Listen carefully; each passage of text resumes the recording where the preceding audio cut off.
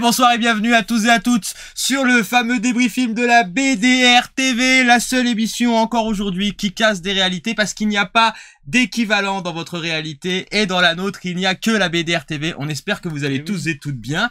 Bonsoir Velma Strange, bonsoir et bonjour Raven. Bonsoir à toi Captain. Comment tu vas? Ça fait longtemps, dis donc on n'a pas trop streamé cette semaine. Non franchement on est désolé hein, mais on va reprendre un rythme de stream. On promet d'être un tantinet un tout petit peu plus percutant dans les semaines, mois à venir sur les streams. Et en tous les cas, on est content de vous retrouver pour les débriefings. Qu'est-ce qu'il faut en chemise, Captain? Là, je suis choqué. Eh ben, écoute, aujourd'hui, j'étais décidé d'être dans le game. Oui, il a le droit. Ouais, d'être un tout petit peu élégant. Velma Strange me regarde, je me suis dit, tiens, je vais être élégant. Velma Strange me regarde. Oui. Tu vois, c'est pour ça, hein. Pourquoi c'est moche? Je sais pas Pourquoi s'il c'est parle de moche ma chemise. Peut-être qu'il parle de la qualité du stream. J'ose espérer qu'il parle de la qualité du stream. Sinon, Bah, pour moi, c'est pas moche. Non, mais t'as pas trouvé plus moulant? Et du coup, nous avons parlé des débriefings. Débriefings, c'est quoi? C'est 3 films un que vous choisissez, un que je choisis et un que mon ami ici choisit. Et ces 3 films, nous les passons au crible de nos regards et du vôtre, si vous les avez vus. Et nous donnons notre avis avec une note sur 5 à chaque fois. Et le film que je pars acheter une caméra. Fufu, reste ça. J'ai voulu faire un poisson d'avril sur toi sur Twitter et je me suis abstenu. Le chauve de Mraz. Donc on va pouvoir envoyer tout de suite les débriefings et parler des films que nous avons sélectionnés et que vous avez sélectionnés. Et en premier lieu, nous allons donc parler du Majordome. Le Majordome, je te laisse du coup, voilà, la fiche. Oh, mais qu'est-ce qui se passe? Voilà, reset de niveau 1, 4 mois au total. Pour Fufu. Fufu, Fufu, c'est un gars sérieux. Merci Fufu pour ton resub, hein. Ça contrebalance avec tes chroniques. C'est gentil, vraiment. Ça clash même quand il est pas là, c'est incroyable. C'est encore plus facile quand il est pas là. Merci beaucoup Fufu, en tous les cas ça nous fait vraiment plaisir. Et je te laisse du coup nous présenter le casting et les acteurs qui sont présents sur ce film qui est Le Majordome. Zéro droit de réponse. C'est ça. C'est pour avoir pourri ma chronique pendant la dernière émission Fufu. Tu gagnes un point dans mon estime, ah bah oui. Donc le Majordome, sorti en 2013, disponible en DVD et Blu-ray, et on n'en l'a pas trouvé sur une plateforme. Alors il est en VOD bien sûr, mais on l'a pas trouvé sur les plateformes. Peut-être sur Netflix, mais j'ai pas de date. Peut-être à l'étranger, c'est peut-être pour ça qu'il est marqué sur Netflix, c'est peut-être pour ça. Donc réalisé par Lee Daniels. Lee Daniels c'est le réalisateur de Precious. Qu'on a débriefilmé. Voilà. J'essaie d'être réactif, tu vois. Et de pas mal d'épisodes de la série Empire. Qu'on n'a pas débriefilmé. Non, bah non, parce qu'il y a beaucoup de saisons quand même. Scénarisé par Lee Daniels lui-même, Danny Strong, qui a réalisé certains épisodes de la série Empire, qui a scénarisé certains épisodes de la série Empire, et qui joue dans la série Empire, et Buffy contre les vampires et Gilmore Girls. Et aussi, il y a un troisième scénariste qui s'appelle Will Heygood, et c'est son seul film, en fait. D'accord. Donc, voilà. Donc, en acteur, toc, il y a Forest Whitaker, donc, alors je vais citer, un truc qu'il fait en ce moment, c'est la série Godfather of Harlem, qui est sur Stars Play, disponible sur Amazon Prime. Et il a joué, je vais citer un film que j'aime bien comme ça, c'est Ghost Dog. Le dernier roi d'Écosse. Oui, il a eu, une One. récompense d'ailleurs sur le dernier roi d'Écosse. Mais j'aime beaucoup Ghost Dog, c'est pour ça. L'échange entre Velma et Fufu. Donc, il y a aussi Oprah Winfrey, donc, qui a joué après ce film-là, Selma, parce que c'est important de le préciser, qui a joué dans La couleur pourpre, son premier film de Spielberg. Et en fait, ça faisait 23 ans qu'elle avait pas joué un personnage fictif. Enfin, elle avait fait des caméos, tu vois, c'est pour ça que je dis fictif. Elle avait fait des caméos de elle, en tant que présentatrice et en tant qu'Oprah Winfrey. Américain. Mais en personnage, ça faisait 23 ans qu'elle n'avait pas joué. Ok. Et ça, c'est son retour. Bonsoir Yo-Yo et bienvenue sur la BDR TV. Bonsoir à toi, pardon, excuse-moi. Je bug là, un petit massage, vas-y continue. Il y a Maria Carey qui a joué dans Precious. Que j'ai reconnu oui. tout de suite dans le film. Oui. Il s'est pas passé, hein, j'ai reconnu direct. Il y a Cuba Gooding Jr. qui a joué dans Les Chemins de la Dignité, qu'on fera peut-être en débriefing parce que c'est un film que j'aime beaucoup, qui a joué aussi dans American Gangster. Il y a Terrence Howard qui a joué dans Empire et dans Cutthroat City, disponible sur Amazon Prime, je crois, un film de RZA. Il y a Lenny Kravitz qui a joué dans Hunger Games et Precious. Qu'on a débriefilmé. Oui, bah ça fait déjà 2 acteurs. Mais je pense que c'est des acteurs qu'il doit bien aimer. C'est ça, avec lequel il a déjà tourné.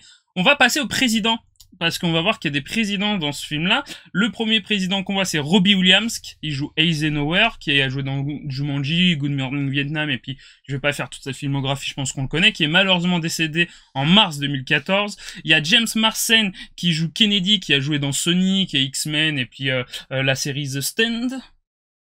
Si, c'est ça, je crois. C'est ça, hein, c'est The Stand, le fléau. Ah, c'est Cyclope. Ouais, voilà. Oui, tout à fait. Le fléau, The Stand, c'est ça, je me Alors, trompe c'est pas lui qui joue le fléau. Ouais, c'est le fléau, c'est The Non, Stand. mais il joue dedans. Et c'est pas lui qui joue Randall Flagg, il joue l'un des héros, justement. Bonsoir, Dova. Bonsoir, Dova. Bonsoir, Dova. Tout à l'heure, on était ensemble sur le stream de l'ITENA. Oui. Il y a Liev Schreiber qui joue Johnson, qui joue le Dantzap dans Wolverine et qui joue dans la série Ray Donovan. Il y a John Cusack qui joue Nixon, qui a joué dans Paperboy, le film de ce réalisateur-là d'ailleurs, et qui, enfin il a joué dans pas mal de films, tu vas citer 2012, mais j'ai envie de citer plutôt Chambre 1408. Il y a je crois que c'est le dernier président qu'on voit, le dernier président joué par un acteur, Alan Rickman, qui joue Reagan, qui a joué dans Harry Potter, dans Piège de cristal, le premier Die Hard, et dans pas mal d'autres films, et qui est malheureusement décédé lui aussi en février 2016. Gros casting. Ah, très lourd casting.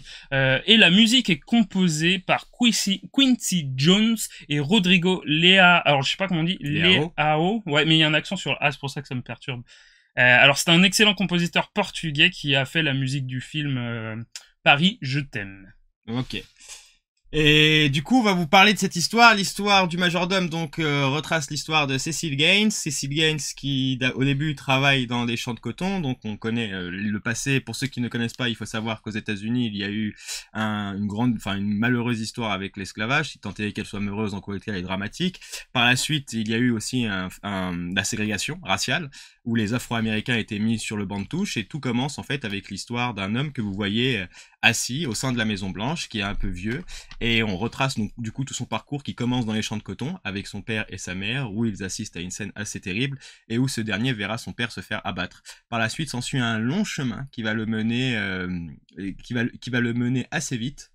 Enfin, assez vite. Il y a une grosse ellipse dans le film parce qu'il passe de enfant, là, ce que vous venez de voir. À ado, pratiquement. À ado. Et jeune adulte même. Jeune adulte, enfin, en tous les cas, fraîchement majeur, jusqu'au moment où il devient, du coup, père de famille.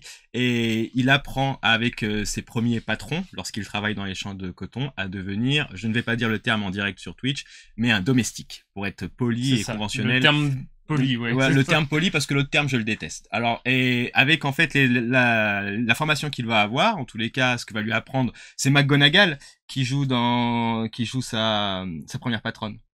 Non. C'est pas elle? Non. Elle lui ressemble drôlement. J'ai pas son nom, j'ai pas son nom, je suis désolé. Mais non, c'est pas elle. Un portugais, c'est un cochon content. Bonsoir Diddy Kong. Je suis sûr qu'il l'a déjà fait de toute façon. Mais... Et ça, c'est des blagues qui recyclent. Oui, et voilà, en fait, dommage on va avoir tout le long du film son histoire calquée sur celle de son fils aîné, où vous allez pouvoir suivre du coup le parcours de ce majordome au sein de la Maison Blanche et celui de son fils, et qui va être en une sorte d'extrait de l'histoire afro-américaine des années 1950 jusqu'à l'année 2008, et même peut-être au-delà, je pense, mais ça doit aller d'une année à l'autre. Et pendant plus de 50 ans, on va suivre l'histoire de ces deux personnages. Et je pense qu'on peut tout de suite parler. Tu veux peut-être parler de l'histoire du personnage. Je vais rebondir justement le fait que tu as dit que le fils et puis même le père retrace l'histoire des États-Unis tout simplement. Et en fait, l'histoire est inspirée de Eugene Allen, un majordome à la Maison Blanche qui a connu 8 présidents entre les années 50 et 80. Et en fait, c'est Will Haygood, journaliste, qui recherchait une personne afro-américaine pour témoigner du mouvement des droits civiques aux USA. Et le scénariste s'est inspiré de l'entretien de ce... qu'il a eu avec... C'est ça. Ok. Donc, le personnage de Cécile dans le film n'a pas réellement existé, mais c'est calqué sur une personne qui a vraiment fait majordome à la Maison Blanche. Les deux, je fais du sport et je porte du Slim Fit en S. Si vous voulez tout savoir sur mes chemises, apparemment, ça a l'air d'être intéressant. Donc, une petite précision. Donc, le film est dédié à Laura Ziskin, ouais, c'est ça. Une productrice très amie du réalisateur, en fait, qui avait produit Precious, Pretty Woman, la trilogie Spider-Man de Sam Raimi, et puis bien d'autres, et en fait qui est décédée au cours de la production du film d'un cancer du sein, donc le film lui est dédié. Le film lui est dédié, on voit à la fin donc une petite dédicace. Film qui nous a été proposé par Yo-Yo, qui est présent sur le chat. Ouais. Film de qualité, j'avouerai que moi hier quand on s'est enfin lancé pour le regarder, j'étais pas dubitatif, mais je me demandais de quoi ça allait pouvoir parler. Le début m'a mis dedans un peu. Le début, oui, Le début, il est assez marquant. accrochant, On va ouais. pas vous dire ce qui se passe, mais le début, enfin, en tous les cas, il vous accroche. Il est un peu lourd, un peu dur. Donc là, j'ai tout de suite compris que le ton du film allait être, en tous les cas, il allait pas avoir de place pour la blague. Et par la suite, du coup, j'ai regardé le jeu des acteurs qui sont, dans l'ensemble, très bons. Oui, très bon. Franchement, Même Forest Whitaker. Mariah Carey, tout ça. Même Oprah Winfrey. Oui. Oprah Winfrey Très bon qui, ça lui va bien de jouer une femme alcoolique, hein. Oui. Mais une femme alcoolique, mais qui est quand même une femme forte, à vrai dire. Ah non, complètement. Ouais. Parce que du Et coup, c'est ça qui m'a étonné la première fois que je l'ai vu. en ouais, fait. ouais, c'est dingue. Et encore une fois, toujours pareil, là pour le coup, c'est pas un casting féminin où on met une femme pour mettre une femme. C'est-à-dire qu'elle a un vrai rôle, une vraie consistance dans le film. C'est ça. Et c'est super agréable à regarder. Il y a vraiment des trucs cool. Peut-être, il y a des passages qui sont plus marquants que d'autres, et je trouve le film irrégulier sur la longueur. Oui, parce que moi je trouve que alors t'as raison, c'est irrégulier, mais pour moi ça me choque pas parce que ça décrit la vie d'une personne où dans une vie on n'a pas tout le temps des passages marquants, tu vois. D'accord, mais moi, après pour un film je parle suis plus de d'accord. la réal en fait. Parce Ah que oui, du coup, d'accord. Non, ouais, je suis c'est d'accord. pas une réal, parce que le film il a quand même bientôt 10 ans, il a 7 ans, 2013 c'est ça. 2013, c'est ça. Donc il va avoir 8 ans, donc c'est quand même un film qui bénéficie pas non plus du nouveau regard que la réal a, enfin il y a eu une nouvelle manière de réaliser passé 2015-2016, dès lors que les gens osent un peu plus avec un plus gros budget, et bien sûr avec la technologie qui a changé, hein, faut dire qu'à l'époque ils avaient pas la technologie qu'on a maintenant. Oui, et bon ça, mis à part ça, parce que ça en fait faut en faire abstraction, Lenny Kravitz joue, je pense, à chaque fois que je le vois dans un film, il joue le même rôle. Ah ouais. Et le gars un peu il a blasé. pas une grosse palette, à Non, dire. mais il la joue très bien sa seule palette. Mais voilà, c'est ça. J'aime bien son jeu. Alors pour le coup, ce serait pas comme Tom Cruise qui joue du Tom Cruise. Là, c'est vraiment Lenny Kravitz qui joue le personnage pour lequel on l'a casté et qui le fait plutôt bien. L'histoire aussi demande à connaître un peu l'histoire américaine. Donc oui, parce que moi, il y a certains passages qui sont que je sais pas à quoi ça fait référence, tu vois, parce que justement, moi, je suis pas américain. Moi, du coup, vu que j'avais fait ça à l'université, l'histoire économique américaine, je trouvais que ça me faisait, le cours me saoulait. Et en fait, hier, quand j'ai regardé, j'ai dit, ah oui, et là, il y a ça, et par contre, non, mais il dit ça, attendez. Hier, il m'a corrigé sur un des présidents américains. Non, mais t'as pas fait d'effort, c'était écrit. Ah, parce que moi, j'étais à fond sur, Kravitz n'a jamais des rôles de dingue, mais on s'en souvient quand même, ou du moins, je m'en souviens très bien. Oui. Non, mais elle a raison. Alors, elle s'en souvient pour un certain cas, mais non, c'est vrai. Moi aussi, quand je vois Lenny Kravitz, je peux, alors peut-être pas citer tous les films, mais je peux citer les films où je les ai vus, quoi, parce que c'est Lenny Kravitz. Lenny Kravitz, très bon chanteur d'ailleurs, si vous ne connaissez pas, il a fait des musiques assez connues, et puis c'est un gars qui, d'ailleurs, je crois savoir que Velma aime bien l'une des ex de Lenny Kravitz. Oui. Elle va savoir à qui je fais référence. Bonjour Abbott. Yo, bienvenue, merci d'être là. Non, c'est même pas ce que vous croyez. Ben nous, on croit pas. Hein. Nous, on casse des réalités. Nous, on sache. John Cusack, c'est ça assez surprenant. John Cusack. Non, mais John Cusack, c'est... Parce que dans 2012, moi, il m'a fait rigoler, mais pas dans le bon sens. Hein. En fait, John Cusack, c'est où ça passe, où ça casse. Il a fait des films qui sont, pour moi, nuls à chier, où dedans, il cabotine de ouf, et il a fait d'autres films où, c'est un bon acteur, et c'est stylé, son jeu est très bien, quoi. Ouais, mais il y a vraiment des trucs qui sont vraiment cool dans le film, et j'aimerais une mention spéciale parce que ça fait le 3e film qu'on regarde en moins de 2 mois sur la situation américaine dans les années 50. Il y a eu Pentagon Papers, enfin, Figure de l'ombre. Peut-être parce que aussi, on a commencé à regarder, ces films-là, et puis que, c'est des gens qui nous les conseillent. Donc c'est vrai que l'environnement de maintenant favorise ce genre de film, mais c'est vrai que c'est drôle de constater ça. Sinon, sur la réal, rien à dire. Elle est pas ouf, mais je pense que c'est pas le but. Ça nous montre la vie d'un personnage. Il y a quand même, les moments où ça arrive pas à chatouiller mon émotion. Il y a un moment où j'étais au bord de, tu vois, de la petite larmichette, mais je l'ai pas eu. Je vois ce que tu veux dire. Et c'est en ça que je reproche au film. Alors, moi, il y a des moments, dans le début où, parce que vu que ça commence direct très fort, pour moi, ça me touche pas ça. Alors, même si je trouve ça ouf, mais ça me touche pas, mais en fait, le film arrive crescendo à monter comment on peut dire, le baromètre du sentimental, plutôt bien jusqu'à la fin où, c'est pas l'apothéose parce que ça arrive pas non plus, comme tu dis, à tirer la larmichette. Mais ça fait quelque chose, et j'aime beaucoup le crescendo que ça prend pendant tout le film. Je trouve que ça, c'est plutôt bien fait. J'ai beaucoup aimé la fin aussi. La fin, elle est en accord avec le personnage principal, et aussi la morale, puisque c'est un film qui traite de l'histoire d'un père et de son fils, en miroir à ce qu'a vécu donc Cecil Gaines quand il était plus jeune, où il a eu justement un échange avec son père à un moment important, et ensuite entre lui et son propre fils. Et vous avez 2 visions de l'Amérique qui s'affrontent pendant la lutte pour le respect des droits des Afro-Américains. vous avez deux visions qui s'affrontent, qui est celle du personnage principal et celle de son fils, qui sont toutes les deux intéressantes. Après, on s'y retrouve. Ce qui est bien, c'est qu'il n'y a pas de la part du réalisateur.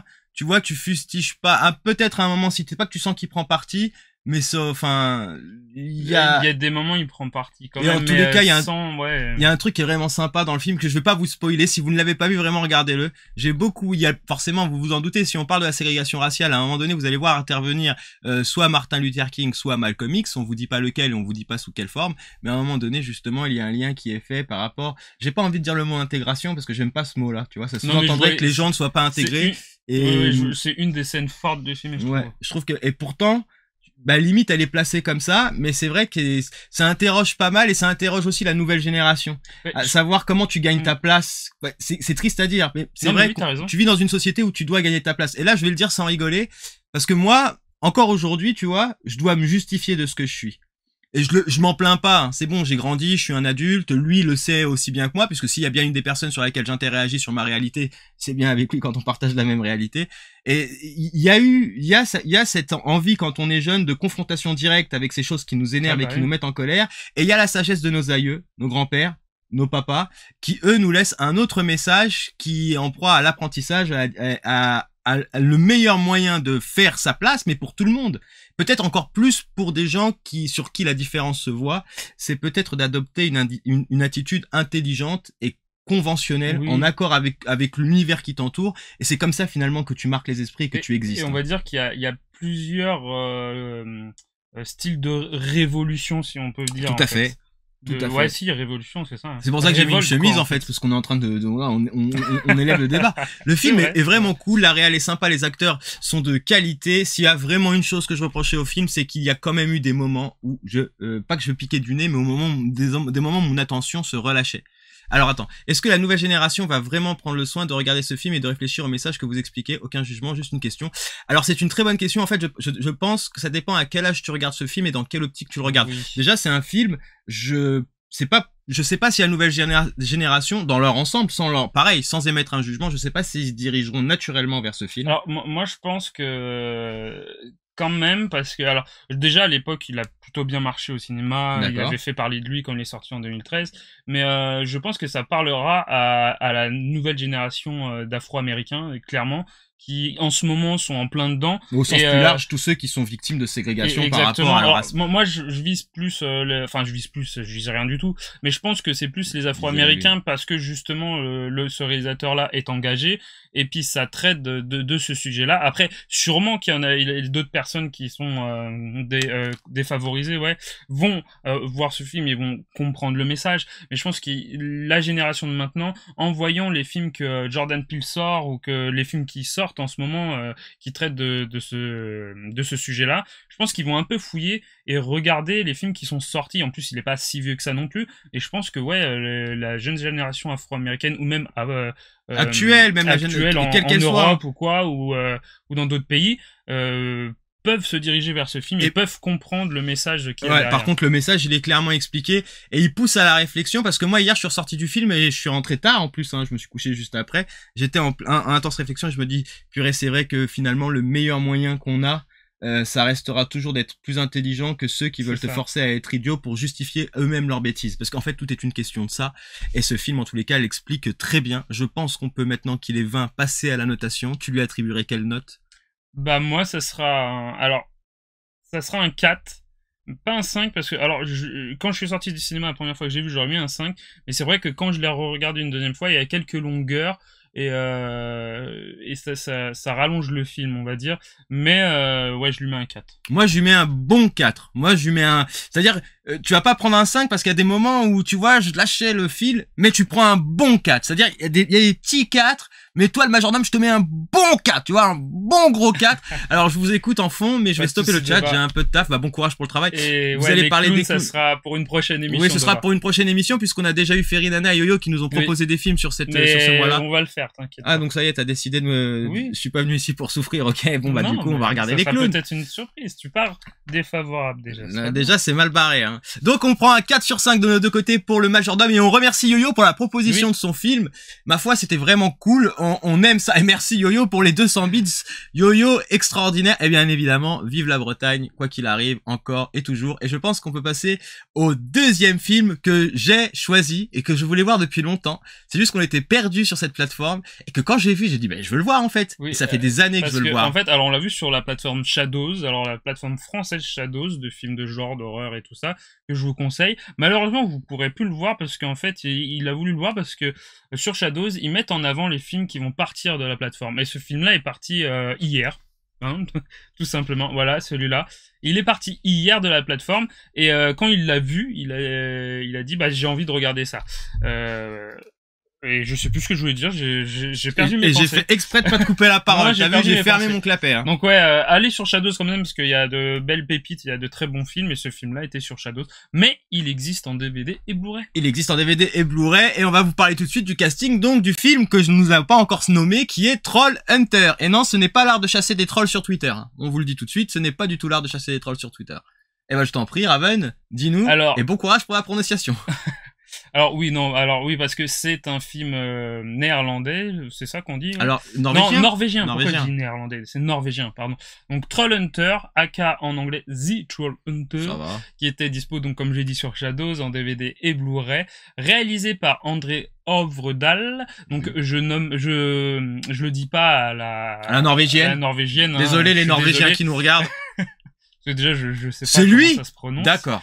Et oui, c'est lui. Donc c'est le réalisateur de jeu The Jane Doe Identity. Qu'on a débrief filmé. Oui. Scary Stories, produit par Guillermo del Toro et qui est plutôt pas mal. Et Mortal, qu'on me fera peut-être parce que c'est un film que j'ai envie de voir depuis un petit moment. Avec alors là ça va être compliqué parce que les acteurs on va y venir, mais avec Otto Jespersen qui a tourné dans pas mal de films et de séries qui sont pratiquement pas arrivés en France, donc il a une grosse filmographie, mais même pas plus de la moitié des films ne sont pas disponibles en France. En fait, c'est pratiquement que des films norvégiens.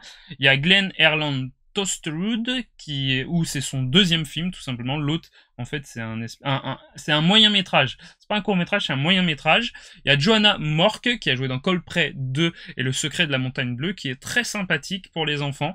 Il y a Thomas Alf Larsen qui a joué lui dans Coldplay 1 et 2 et Hans Morten Hansen qui a joué dans Le Roi du Curling qui est très drôle. Ouais, en plus je vois ce sport là où tu passes le balai pour c'est pouvoir... ça, voilà. C'est inspiré de légendes norvégiennes dont le réel a baigné plus jeune parce qu'en vrai en Norvège c'est tous les contes et tout ça, c'est à base de trolls, c'est le folklore norvégien. Le folklore norvégien, donc les enfants sont baignés dedans très tôt à l'école et tout ça. Et d'ailleurs le design des trolls, je vais vous le montrer tout de suite. Boom est inspiré des dessins de l'artiste norvégien Theodor Kittelsen qui a illustré des contes et des recueils norvégiens et des pochettes du groupe Burzum qui doit être un groupe qui est un groupe satanique et qui a tué l'un des membres de Mayhem. Voilà. Ah d'accord. Donc tous rejoints, on fait que de parler des mêmes choses à la BDR. Donc voilà, donc là c'est les jolis dessins de cet artiste là et les trolls qui sont dans le film ont été calqués sur ces dessins là. D'accord. D'autres choses à nous dire sur le film? Oui, je vais juste repasser en plan duo, voilà. Merci. Et donc alors sur le tournage durant la première semaine, et ça j'adore ce concept-là, l'équipe du film se déplaçait en fait sur la côte nord de la Norvège et parce que comme tu l'as vu, il y a de très bons décors et de très bons paysages. Magnifique. Et en fait, ils s'arrêtaient quand ils voyaient un paysage qui se disait là on va filmer là, ils s'arrêtaient là et en mode total improvisation et même des fois ils réécrivaient le scénario parce qu'ils voulaient tourner ici, tu vois. D'accord. Et voilà, donc sur le plateau, sur le tournage, les acteurs ils avaient pas de dialogue écrit, ils avaient une trame, le réalisateur les dirigeait, mais ils avaient pas de truc écrit à la ligne vraiment bien indiqué, c'était principalement de l'improvisation. Et ça s'est pas vu. Hein. Je vais essayer de pas spoiler, mais un moment en fait, on voit le ministre norvégien qui cite le mot troll en fait et qui est incorporé dans le film et ça vient d'un vrai discours du ministre, ouais, et qu'en fait il parlait, ça a été détourné, mais il parlait des gisements de pétrole et de gaz qu'il y avait en Norvège et en fait le réalisateur à ce moment-là il a recréé une partie de la salle de conférence pour que les acteurs réagissent aux propos du ministre, quoi. D'accord. Alors, de quoi ça parle Trollhunter? Parce qu'on va pouvoir maintenant tout de suite, et là un gros plan sur moi, mais il n'y a pas eu d'autofocus, merci la GoPro. Oui. De quoi ça parle Trollhunter? Trollhunter, ça nous parle de... c'est un film qui est réalisé en found footage. Pour ceux qui ne savent pas ce qu'est le found footage, c'est un film de caméra embarquée. Je vais vous citer un exemple, vous allez tout de suite voir. Netflix. Alors, Velma, je vois qu'elle nous cite La Reine des Neiges. Je sais pas si La Reine des Neiges est un conte norvégien, toi tu dois le savoir. C'est possible, oui. Déjà, la Reine des Neiges, le château de la Reine des Neiges, c'est une ville, enfin ouais, pas le château mais le château mais avec le petit village qu'on voit dans la Reine des Neiges, c'est adapté d'une ville de Norvège, j'ai plus le nom. En plus on en a parlé à l'émission BDR TV, mais je m'en rappelle plus le nom. Et c'est adapté de ce village-là, et d'ailleurs il y avait 700 personnes, et à cause du film il y a plus de 2000 touristes qui venaient et tout. Ouais. Mais tel n'est pas le sujet, puisque c'est un film en found footage où vous allez retrouver donc des jeunes étudiants qui travaillent sur un essai pour l'université et qui vont faire la connaissance d'un homme assez étrange qui part la nuit et qui revient le jour. Alors faut savoir que leur documentaire se base sur la mort d'ours dans des réserves naturelles, et on ne sait pas trop pourquoi. Donc ils dorment dans des campings, et sur l'un des campings ils remarquent qu'il y a un homme qui se déplace en 4x4, qui a un 4x4 qui est salement amoché de tous les côtés. En fait, si je me souviens bien, ça commence sur le fait parce qu'on retrouve des ours morts. Oui, c'est ce que j'ai dit dans les réserves naturelles. Pardon.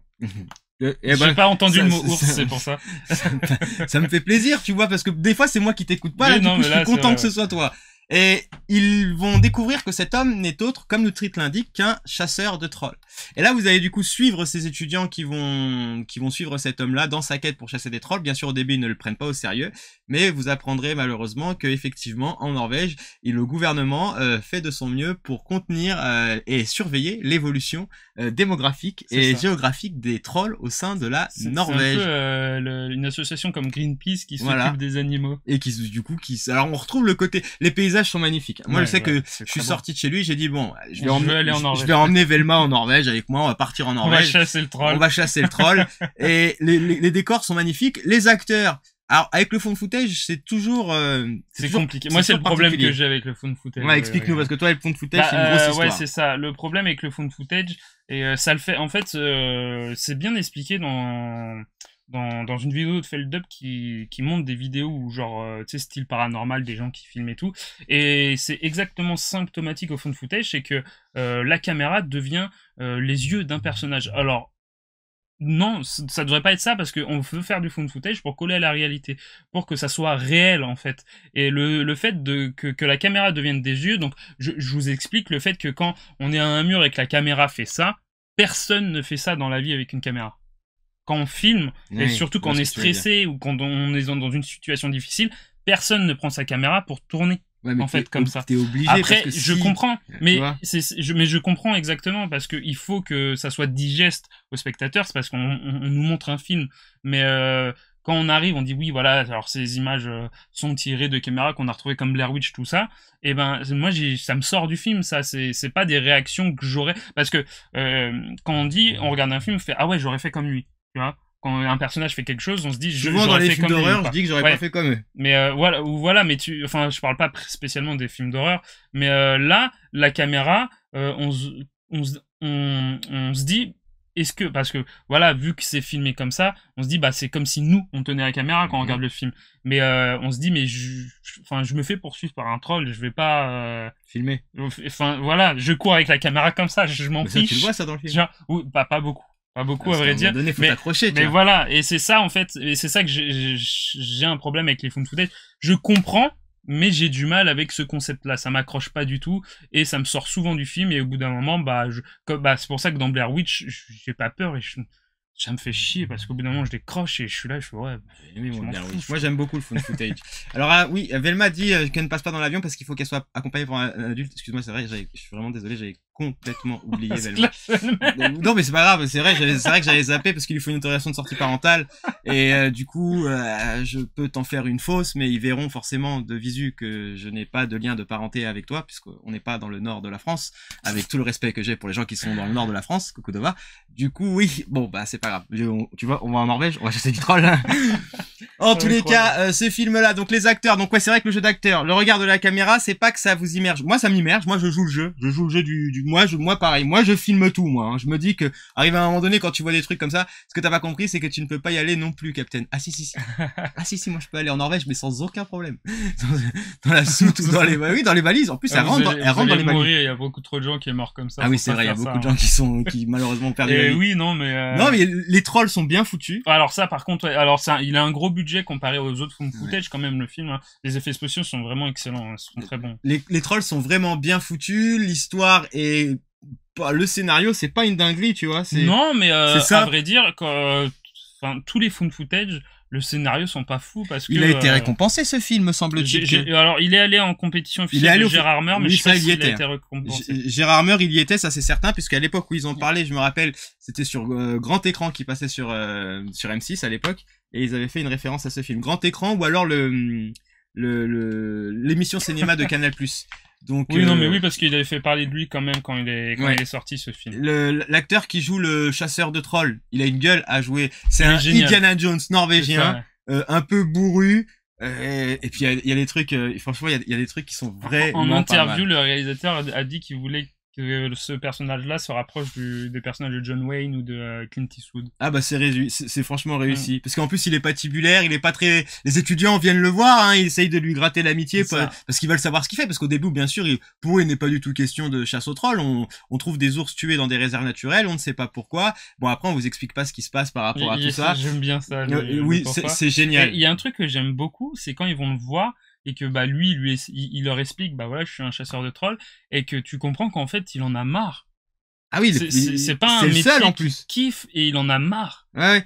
Et j'ai trouvé ça super cool. Économiquement, alors au niveau d'une gestion gouvernementale, parce que c'est quand même ouf, c'est quand même un film qui est censé en tous les cas, c'est un film fantastique, et pourtant vous avez des thématiques qui se basent sur l'investissement de l'État au sein de ses personnels, la nature, l'écosystème, comment on le maintient, comment on le respecte. Donc c'est presque écologique parce que oui, c'est ça qui est dingue. Ouais. Même eux quand ils font des films fantastiques. Parce qu'à un moment, ils vont voir une vétérinaire et il y a un sujet sur ça par rapport à l'écosystème des trolls où ils vivent et le pourquoi ils foutent le bordel. C'est presque un film scientifique. C'est ça qui est dingue. Et c'est pour le coup, on n'a pas une approche. Vous donnez la même chose à Hollywood. Hollywood vous met du sang, vous met des gens manger. Là, c'est pas pareil. Là, c'est pas pareil. Il y a une recherche au niveau de l'esthétique, notamment des ustensiles qui sont utilisés, des techniques. Il y a un vrai travail pour rendre la chose crédible. Peut-être que ça, c'est dans le folklore, c'est un peu comme Dracula avec l'oignon et le... Ah, peut-être, oui. L'ail plutôt que l'oignon. Oui.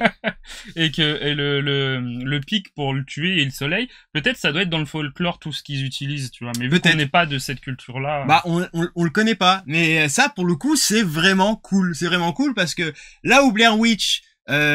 moi, ça a marché pour moi parce que j'ai vu Blair Witch très jeune. Et Blair Witch, ça a marché pour plusieurs choses. Déjà parce que vous avez les interviews, oui. Attention parce que, comme j'ai déjà dit, mais Blair Witch était fait avec très très peu de moyens. Oui, mais là, c'est pas le rapport. Là, je suis en train de parler du fait de l'immersion.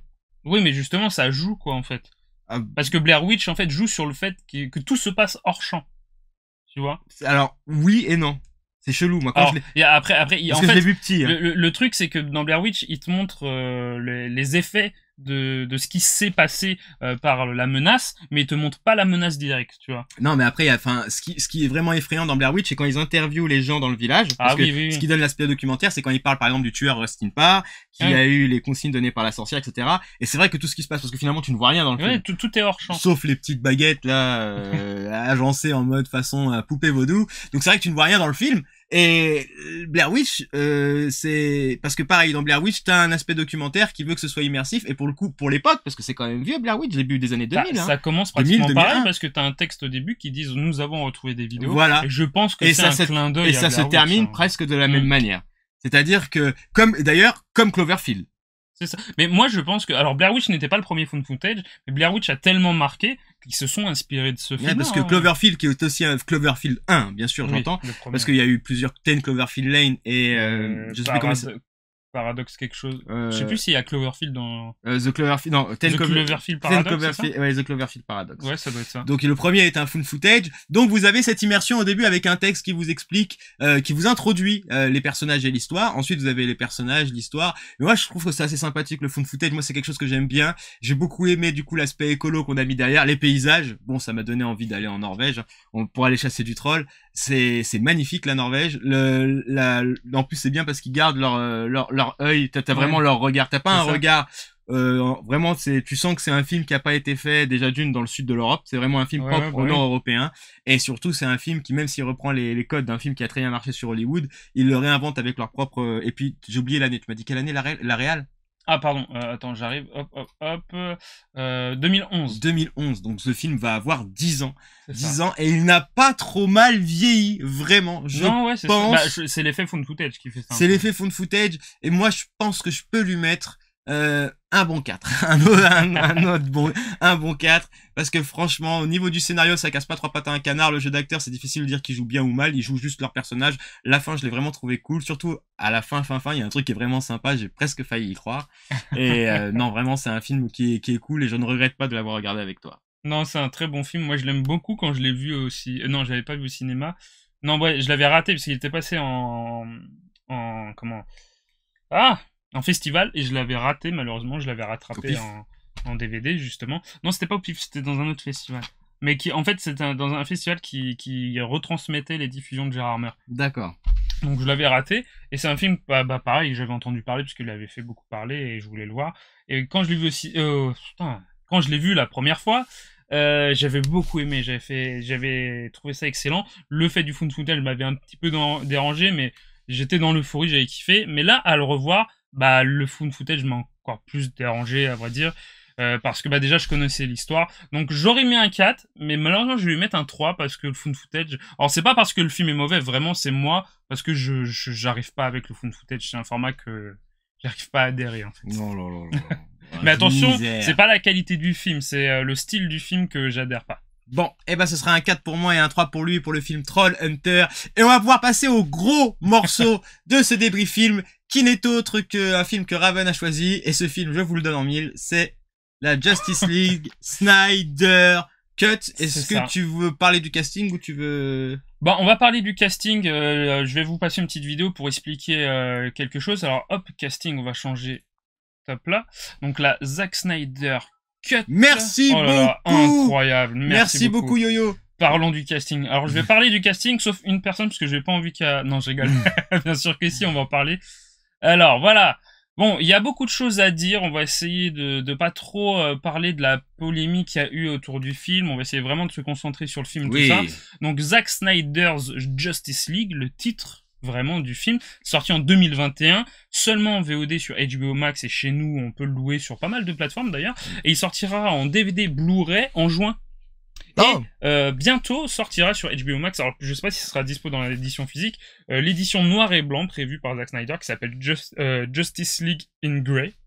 Je crois que c'est ça si je ne me trompe pas. Donc c'est réalisé par Zack Snyder, bien sûr, qui a fait Watchmen, 300, L'Armée des Morts et puis tous les autres que vous connaissez. Au scénario, on retrouve Zack Snyder et je vais pas citer tout ça parce qu'en fait, il y a 5 autres scénaristes qui ont travaillé sur Aquaman, Batman v Superman, les séries animées de Justice League, Venom, Star Wars 7 ou Argo. Voilà. Donc, bien le bonsoir, la pieuvre. Bien le bonsoir. Bien le bonsoir à toi. Donc, en haut casting, on retrouve Ben Affleck qui a joué dans Argo et dans Gone Girl, Henry Cavill qui a joué dans The Witcher et Mission Impossible Fallout, Gal Gadot qui a joué dans Wonder Woman et qui a joué mais le film n'est pas encore sorti, Mort sur le Nil, Jason Momoa qui a joué dans la série Frontier, Game of Thrones ou Aquaman, Ezra Miller qui a joué dans Les Animaux Fantastiques et Le Monde de Charlie, Ray Fisher qui a joué dans Batman v Superman et True Detective saison 3, il a pas joué dans beaucoup de films. Non, pas beaucoup. C'est un jeune acteur. Amy Adams qui a joué dans Hair et dans Premier Contact, Amber Heard qui a joué dans Aquaman et Daily Express, Jeremy Irons qui a joué dans Une Journée en Enfer, donc Die Hard 3, Kingdom of Heaven et puis dans plein d'autres. Et donc voilà, et je vais juste vous passer un petit extrait de vidéo pour vous expliquer, parce que je sais pas si des gens l'ont vu, mais en fait le film est dans un format qu'on n'a pas l'habitude de voir. Alors c'est pas vraiment un 4 tiers, alors c'est un petit, attention, excuse-moi du mot, mais c'est un format bâtard en fait. Et il va vous expliquer dans cette vidéo bien, toi. pourquoi. Parle bien du format, toi. Pourquoi en fait, alors pas pourquoi. Fils de feuille d'A4. À peu près, je vais pas vous mettre toute la vidéo parce qu'après il y a pas mal de termes techniques, alors que ils sont pas ennuyants, mais bon, c'est un peu barbant de les écouter, mais excusez-moi. J'ai cliqué sur la mauvaise fenêtre, donc vous nous entendiez plus. Alors, il va vous expliquer pourquoi le film est dans ce format-là. Allez. Et on vous retrouve tout de suite après. Avec une surprise. Ils se disent oh, mais mon Dieu, mais j'ai perdu de l'image par rapport à la première version. Eh bien, c'est tout le contraire. C'est maintenant que vous avez la vraie image, parce qu'elle a été captée directement en 4/3, c'est-à-dire que Zack Snyder a dit « Moi, je voulais un film avec des héros qui décollent, donc en effet en hauteur, donc de la verticalité. Et en même temps, je rêvais de projeter mon film dans les salles IMAX. Donc, il a tourné directement en Super 35, donc en pellicule Super 35, ce qu'on appelle plein cadre, open mate. En effet, c'est l'intégralité de la fenêtre qui a été prise au moment du tournage et des trucages. C'est-à-dire qu'il a tourné et truqué directement en 1.33. C'était son idée de base pour avoir cette verticalité, ce qui lui permettait sans avoir à tourner en IMAX, parce que ce n'est pas tourné en IMAX du tout. Si c'était tourné en IMAX, ça serait en 1.43. Le film a été tourné en Super 35, 1.33, ce qui permet quand même de l'adapter pour les salles IMAX qui seraient en 1.43. Il faut savoir que l'IMAX également en numérique est en 1.90. On voit un petit peu le gloubi-boulga. Quoi qu'il en soit les amis, dans tous les cas, Zack Snyder a dit « Moi, Donc voilà, l'explication à peu près. Si vous voulez, je vais vous mettre le lien de la vidéo sur le chat, mais à peu près c'est le pourquoi le format de la vidéo est comme ça. J'ai regardé que la moitié du film. J'ai voulu regarder la suite hier soir, mais ma télé n'a pas voulu. J'ai pas compris. Je pense qu'elle voulait me préserver. Et nous allons, ça y est. Oui, complètement. Il fallait que je fasse une petite dédicace à un des personnages les plus emblématiques de l'univers de DC Comics.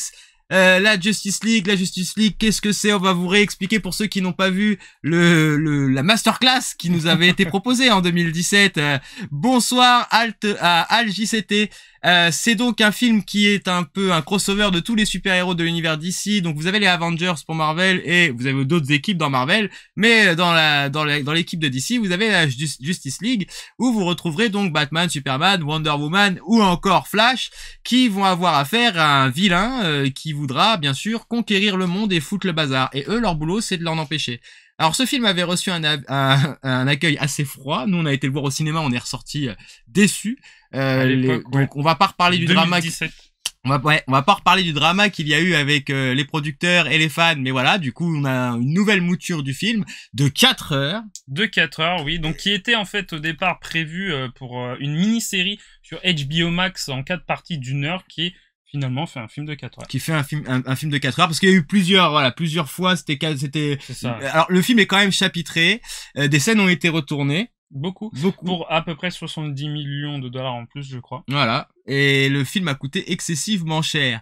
Alors sur Twitter, les critiques étaient dithyrambiques. On pouvait lire que c'est énorme 4 heures. Ah oui, complètement. On pouvait lire sur internet que les gens trouvaient que c'était un chef-d'œuvre. Alors moi j'ai eu la bonne intelligence de pas lire tous les avis du premier jour parce qu'on l'a vu le jour même, je crois. Ouais, oui. On l'a vu le jour même. Day one, mais nous on l'a vu le soir quand d'autres l'avaient déjà vu le matin puisqu'il était disponible à partir de 8h30. Il y a des mecs qui étaient ouf dessus. Voilà, alors beaucoup disaient que c'était la masterclass, c'est le film qu'on attendait, etc. Donc forcément, alors faut savoir que moi, avant de voir le film, je lui ai dit, écoute-moi bien, c'est soit il nous fait un truc extraordinaire sans faute et c'est 5 sur 5, sinon c'est 0 sur 5. J'ai révisé mon jugement pour être un tout petit peu plus juste par rapport aux autres films pour lesquels on l'a traité, parce que ce serait injuste que lui il prenne 0 quand Doom a pris 1. Donc, donc on va faire quand même un effort, Zack Snyder. On a regardé le film. Si vous avez vu le film de 2017, l'histoire est exactement la même. On va pas la dire là pour pas spoiler, mais l'histoire est exactement la même. Il est question. Elle est peut-être un petit peu plus compréhensible dans ça. Voilà. Le méchant a été revisité au niveau des CGI et des expressions. Le chef-d'œuvre, faut pas abuser, mais il est vraiment mieux que celui de base. Alors c'est ce qu'on disait avec Raven. C'était pas très compliqué. Ouais, c'est ça. C'était vraiment pas très compliqué, puisque le problème c'est quand un film est repris par un autre réalisateur qui n'a pas du tout la même vision que celui-là, et que derrière les producteurs, alors on resitue quand même, Zack Snyder a perdu sa fille en fait en cours de tournage, et la Warner l'a pratiquement obligé à quitter la production du film et à mettre Josh Whedon derrière. Josh Whedon derrière avait la Warner Bros derrière qui qui lui tannait les fesses, quoi, en fait. Voilà.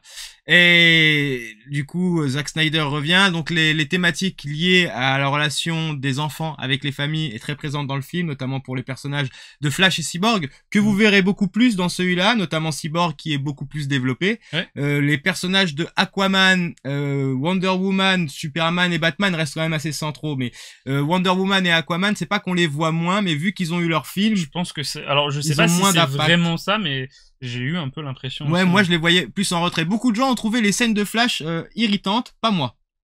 Comment ça, irritant? Bah, il y en a qui le trouvaient pas drôle, ils trouvaient que c'était le personnage raté. Ah de- non, ça va. Pas moi. Franchement, ça va, ça passe, je trouve. Pas moi. Par contre, ce film, alors, les effets spéciaux sont beaux, ok, il y a de très belles images, là-dessus il y a vraiment pas de souci. Ce serait de la mauvaise foi que de dire que la réal est mal foutue, elle est très bien faite. Par contre, les ralentis. C'est la touche Zack Snyder. Ouais, mais là c'est trop. Après, attention, je ne dirai jamais suffisamment. DC me captive pour les Batman, mais pour le reste, je n'ai jamais accroché rien que pour les effets spéciaux. C'est vrai que quand on voit Batman v Superman et Wonder Woman, les effets spéciaux sont pas ouf dedans. Voilà, donc voilà, c'est en fait ce que Velma nous explique, c'est que il y a beaucoup de scènes que vous allez forcément revoir parce que elles constituent le squelette du film, notamment une des scènes que Snyder avait tourné sur le retour de Superman Oui. au sein de l'équipe qui est très très réussie. Il y a la scène d'intro de Wonder Woman dans le film aussi. Oui, la scène Enfin, d'intro il y en a, des il y en a Amazones. qui étaient déjà dans le film de Le fait qu'on voit exactement, alors, on va parler de beaucoup de choses, parce que ceux qui ont vu la bande-annonce, alors je vais pas dire le nom, mais en fait dans la bande-annonce, il y a un des personnages de cet univers-là qui est teasé. Terrible, Oui, fallait pas faire ça. Et Fallait j'ai vraiment pas faire revu ça. la bande-annonce que je vous ai passée en fond, et il y est à la fin, et il a tellement teasé, Fallait pas faire c'est ça. Alors, dommage, pour le coup, vraiment c'est dommage. pas le problème de l'acteur et de la manière dont il le joue, parce que c'est intéressant la manière dont il l'amène. C'est très intéressant pour le coup, mais Mais il fallait pas le montrer, quoi. je déteste les effets spéciaux CDC. Alors, moi, je vais pas te dire que je les déteste, mais là où je vais te rejoindre, le corps de Cyborg, j'ai énormément de mal. J'ai énormément Moi, de je mal. trouve que, après, c'est le design plus que t'as du mal. Bah, même comment t'expliquer, parce qu'avec toi ce sujet-là il est assez tendance, j'ai pas envie de t'énerver en direct. Il y a des effets spéciaux dans des films que je trouve très bien et ça me dérange pas le CGI, tu vois. Et d'ailleurs je crois que t'es bien placé pour le savoir. Perso, je suis faible devant Henry Cavill. Je crois que beaucoup de gens sont faibles Oui, devant Henry Henry Cavill et Cavill, bien Jason sûr. Momoa. Mais là, il y a plein de fois où en fait l'animation de l'armure, bah je trouvais ça Ah, alors que le voilà. personnage est animé enfin, Mais, il a que 3/4 de son visage hein, Ouais, mais sont- les CGI sont plutôt bien faits. Après, c'est le style, non, qui te dérange, non? Ou vraiment les CGI que tu ouais, les trouves moches? je veux pas, enfin sur Cyborg. Bah, moi, je trouve pas. Moi, je les trouve pas très Ils sont jolies. bien beaux. Enfin, pour moi, ils me rappellent celles de Transformers, donc. Bah, franchement, Transformers, moi, ça m'éclate parce que c'est n'importe quoi, mais ça C'est m'éclate pas Michael parce que Bay, c'est beau. surtout. Ouais, bah oui. Alors, Donc, la meilleure scène, c'est du film, ça je restera veux Aquaman rebondir qui à sort ça. du bar avec sa bouteille. Je Voilà. tente de ne plus Et parler on de ce va- poisson plus que comestible. On va rebondir sur cette scène-là et sur le propos du capitaine qui disait les ralentis, il y arrivait pas. Parce que aussi j'ai entendu pas mal de critiques et tout ça par rapport au film. Et c'est vrai que là, dans cette scène-là, Aquaman sort du bar, mange une banane, je crois, si je me souviens bien, et va sur le pont pendant qu'il y a une tempête, et il y a une oui. musique dramatique dans le fond, et il y a trois ralentis sur lui qui juste marche sur le pont et saute dans l'eau. Et c'est des ralentis qui ne servent strictement à rien, Eh ben, sauf à sublimer le personnage, mais pour aucune raison. mais ça, même les ralentis, le problème c'est que Flash court vite, et que quand tu fais des ralentis sur Flash qui court vite, et il y a un enjeu hein, sur le fait que Clash court vite, Clash. Que Flash court vite, et que quand tu fais ça tout le temps pour tous tes héros à tout moment, bah ça enlève de l'intensité. Je suis désolé de te le dire, Zack Snyder, hein, au cas où tu regardes le débris film, mais que tu le fasses, c'est cool. Que tu le fasses trop, franchement, trop de ralentis, tu le ralentis. Et concernant le personnage d'Aquaman, il est badass, il est drôle, mais c'est ce que je disais avec toi, c'est qu'en fait, le personnage qu'est Jason Momoa, en tous les cas, son aspect physique, joue contre lui par rapport au héros qu'il incarne et sa réécriture. Après ça, Et moi, c'est un goût, je pense, non, un goût personnel. bah, quand non tu connais le personnage original d'Aquaman, parce que du coup, après t'avoir dit ça, j'ai regardé les BD. J'ai regardé les BD en libre access déjà, et j'ai regardé tout ce qu'on nous dit sur lui. en personnage En visuel, vieux, il est pas ça. il est blond, en oui. fait. Il est blond, cheveux Mais courts. même les thématiques que t'as avec ce personnage-là, elles sont hyper intéressantes. C'est-à-dire que le lien qu'il entretient avec Ah, son oui, peuple, oui, comment bien il veut sûr. le protéger, etc. Tandis que là, on a plus l'impression, bon, parce que on va dire chronologiquement, c'est avant les événements Oui. d'Aquaman 1, donc c'est un peu le bad guy qui, mais moi je dois rien à personne, mais ils ont fait du mal à ma mère. Alors oui, et en plus il a une gueule et il a un physique qui se prête à ça, hein, Jason Momoa. Donc je pense qu'il a été casté pour ça. Mais du coup, ça tourne trop autour de ça pour ce personnage-là. Je pense qu'on va parler de tous. Et il y a des moments où bah la scène avec qu'est-ce que j'ai vu avec Mosinor, la scène Où il déterre Superman. bah je trouve qu'il a moins de Henry Cavill, Non, Batman mais et même Flash, parce que pour le coup Cyborg et lui, même Wonder Woman, je les mets au même rang. C'est-à-dire que eux leurs personnages, j'y arrive pas. Enfin, je trouve que je parle même pas des personnages, je parle des acteurs qui les jouent, j'y arrive pas. J'y arrive pas et je trouve pas que ça colle, mais ça collait déjà pas dans le premier. Et puis vu que le matériau de base était pas non plus ouf, bon forcément ça joue aussi sur le film. Mais oui. Après, Pas très écolo le poisson, tout à fait la pieuvre. quand tu vois les ralentis du Argent dans X-Men, oui, c'est bien. Ah ouais, mais il est pertinent le ralenti. Le truc, là, bah en fait, les ralentis de Flash sont tous pertinents, sauf qu'il te fout des ralentis. C'est la touche Zack Snyder de toute façon, mais il te fout des ralentis tellement de fois dans tout le film qui sont pas du tout pertinents et qui ne servent pas le propos de. Enfin, ça ne sert à rien de foutre des ralentis là, sauf sublimer le personnage. Mais on sublime un personnage quand il fait une action de ouf, en fait, ou quand il accomplit quelque chose. Là, quand il va plonger dans la mer, il plonge dans la mer. Oui, Ou il y a même un des moments, Wonder Woman marche, même pas vers un ennemi, elle marche, ralentit sur ses pieds. Mais après, ça touche Zack Snyder, faut aimer. Faut aimer, voilà, moi j'aime pas. Le perso de Flash est bas de gamme. En même temps, je pense qu'on lui donne un peu de place parce que la scène où on l'introduit, elle est vraiment cool. Sa scène à lui rajouter d'ailleurs. La scène rajoutée, elle est vraiment cool. Et l'acteur, moi je le trouve très sympathique. Moi je l'aime bien. Moi je l'aime bien. Il m'a fait quand même pas mal marrer. Il me fait penser à Yacine Bellouz. En fait, c'est à lui qui me fait béguer. Et dans Vif Argent, le ralenti, dans X-Men, d'ailleurs, je crois que c'est Day of Future Past. Le premier, ouais. Non, c'est le deuxième Day of Future Past. Non, mais c'est la première fois qu'on voit cette scène de ralenti sur Vif Argent. Mais elle est géniale. Elle est géniale parce que du coup, tout ce qui tourne autour font que ça rend la scène crédible. Alors que là, c'est pas que ça rend pas les scènes crédibles, mais voilà, donc bon, après, c'est toujours pareil, Gods Among Us, hein, comme le nom du jeu, les dieux vivants présents sur Terre. Il y a un personnage qui n'est pas teasé dans la bande-annonce, et pour peu que vous ayez suivi le dessin animé, quand vous le voyez apparaître à l'écran, ça c'est cool. Qu'il l'ait pas teasé, ouais, parce que... ça c'est cool. Alors lui aussi, les CGI, j'ai eu un peu de mal, mais bon, franchement, ouais, ça va, moi j'ai eu un peu de mal. Alors est-ce que c'est le côté sombre, etc. Enfin, c'est ouf, mais pourtant quand je l'ai reconnu, j'ai fait c'est génial, genre j'ai kiffé. J'adore cet acteur. Dans Les Animaux Fantastiques, j'ai eu un coup de cœur et en Flash, il passe bien. Oui, je trouve qu'en Flash, moi j'ai bien aimé son humour. Oui, ça va. Et après, il fait moins d'humour que dans la version originale, mais là c'est vraiment plutôt bien. Il y a des scènes un peu tendues des fois. Il y a des questionnements des personnages. Bon, Henry Cavill, forcément, lui son Superman, il est cool. Après, on le voit pas énormément parce que une grosse partie du film, il est pas là. Oui, il est pas là. Le personnage, le nightmare, le futur cauchemardesque, vous allez l'apercevoir et vous allez l'apercevoir aussi. On voit dans le film une grosse... Il y a 10 ou 15 minutes dessus, je crois. Ouais, il y a une grosse histoire qui vous attend et qui vous tease qui aurait pu être le prochain gros méchant. Il tease le Justice League 2 qui ne viendra définitivement pas. Ah oui, définitivement pas. Warner préfère se concentrer sur DC d'une autre manière que sur celle-là, même si je pense peut-être, on sait jamais, que les fans auront gain de cause. Mais ce film est beaucoup trop long. Très sincèrement, il est beaucoup trop long.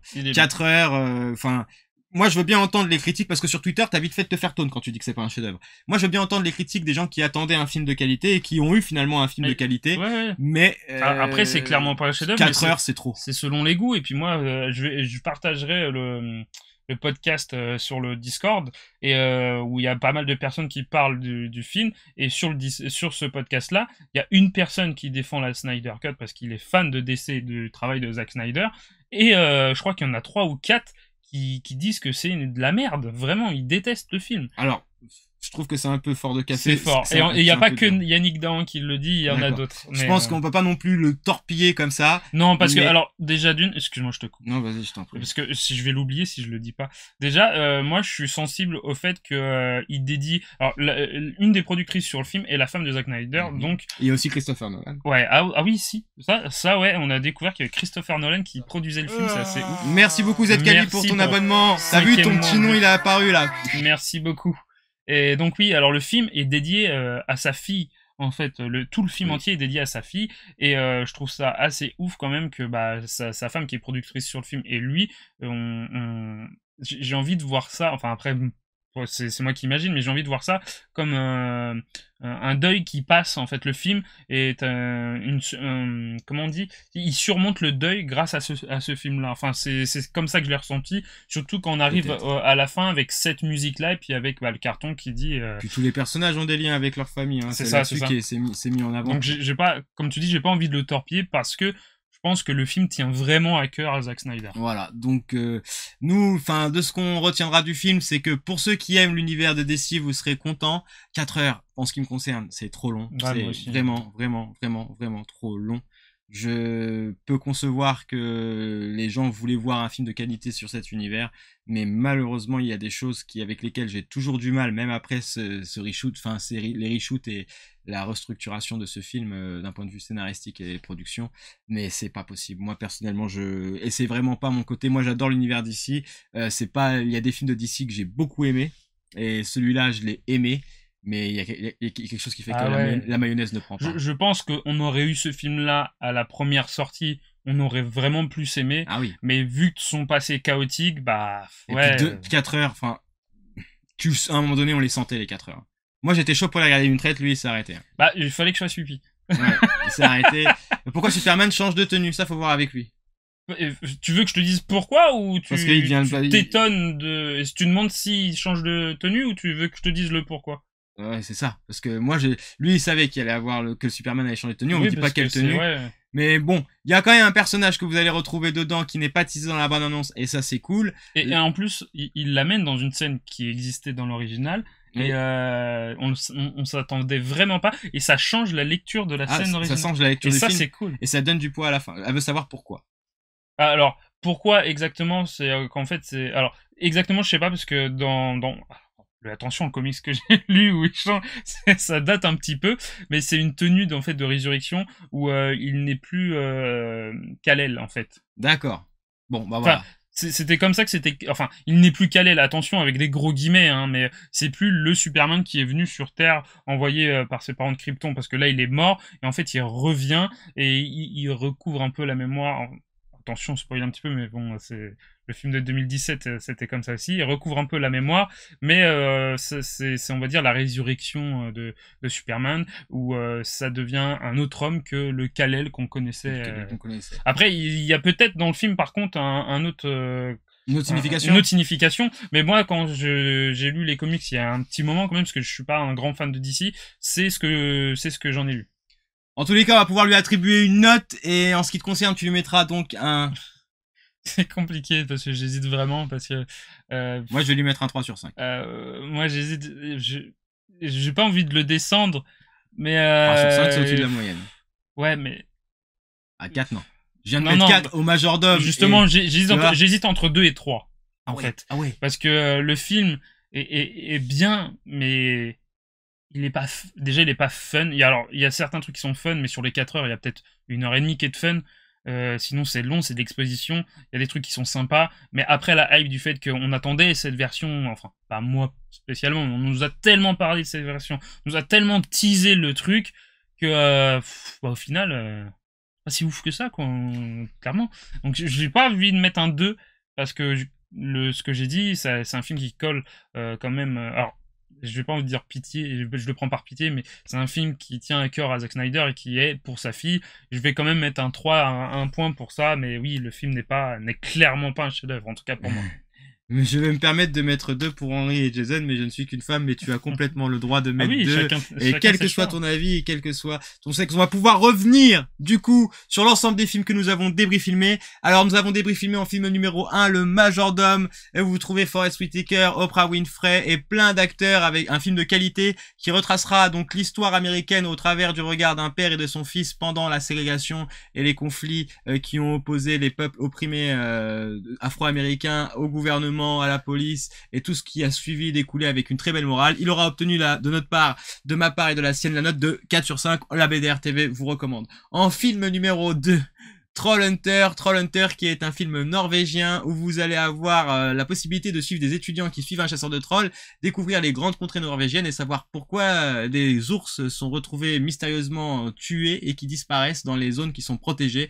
Je lui attribuerai la note de 4 sur 5 parce que j'ai été surpris et que j'ai aimé du coup l'aspect écologique et tous les propos qu'ils ont été mis dans le film pour le rendre crédible et lui donner corps. Ravel lui mettra un 3 parce que le fan footage ça va un peu mais pas trop, faut se calmer là-dessus, traumatisme lié à tous les films qui le sortent par rapport à la prise de vue qui pour lui ne colle pas au réel.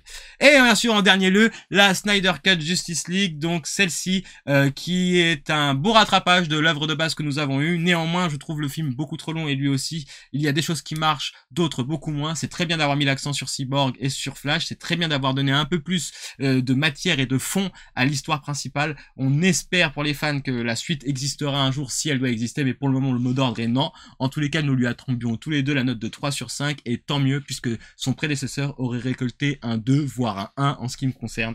Donc je pense on est que quand même... je suis du même avec toi. Donc voilà, donc il a quand même progressé et là-dessus on vous laisse. Mais avant de vous laisser, on va pouvoir faire un point sur les partenaires que nous avons. J'étais juste avant sur... mais d'abord, je vais parler de la PGR. La PGR, c'est la PS Game Rebirth qui est un site qui traite d'actu et rétro gaming et du jeu vidéo qui est chapeauté par Homegame. La semaine dernière, ils ont fait un live où ils avaient en guest Louis Bertignac qui était avec eux en live. C'est Louis. Oui, c'est Louis. Bah moi je dis Louis Bertignac. Ouais, Louis, moi je le prononce comme ça. Bon, bah, si tu veux. Nous avons aussi Litena qui était sur son stream, peut-être qu'elle y est encore, je ne sais pas. Et non, elle n'y est plus. Malheureusement, elle n'y est plus. Litena qui était en stream et qui pendant son stream a annoncé un nouveau projet et ce sera un projet de podcast ou qui s'appellera Et Tolkien dans tout ça, où elle aura des invités et sa première invitée sera Ferinana. Je vous invite à la suivre sur les réseaux, sur sa chaîne Twitch et aller voir ses streams lore de Tolkien et les jeux auxquels elle joue. Il y a une bonne ambiance et on s'amuse beaucoup avec elle. En tous les cas, on lui fait de gros bisous. Et bien évidemment, je vais parler de C'est toi la radio qui fêtera bientôt ses 1 an. Vous pouvez retrouver des podcasteurs tels que Mara, Candy, Panzer, Jericho, Mama Paprika qui s'amusent de la pop culture, qui vous diffusent leurs coups de cœur, qui les expliquent et qui vous donneront des good vibes et qui vous parleront un peu de tous les univers qu'ils arrivent à trouver sur les réseaux et sur YouTube. Donc voilà pour les partenaires. Vous avez prévu un raid où je peux tu peux en proposer un, y a pas de souci. On vous remercie Velma Strange, Yo-Yo, Zkali, La Pieuvre, Dova et tous et toutes celles qui sont passées sur la BDR, Tizik et Fufu qui se sont abonnés, qui ont resub. Bonne soirée à toi Johan. Merci beaucoup pour les 200 bits et merci pour la proposition. Merci d'avoir été avec nous, merci d'avoir échangé. Merci Velma d'avoir été là et d'avoir donné ton avis et on espère qu'un jour tu pourras prendre l'avion toute seule comme une grande. Vrai. Xiana Ganiga, un petit streamer de Crusader King 3. Et bah allez le voir. On vous dit à jeudi la semaine prochaine pour le nouveau débrief film. On vous embrasse tous et toutes bien fort. On espère que vous prendrez soin de vous d'ici là. Et comme d'habitude, même si vous êtes fatigué, n'oubliez jamais qu'il est important de pouvoir casser. C'est réalité. On vous embrasse bien fort et on vous dit à bientôt sur la BDR TV.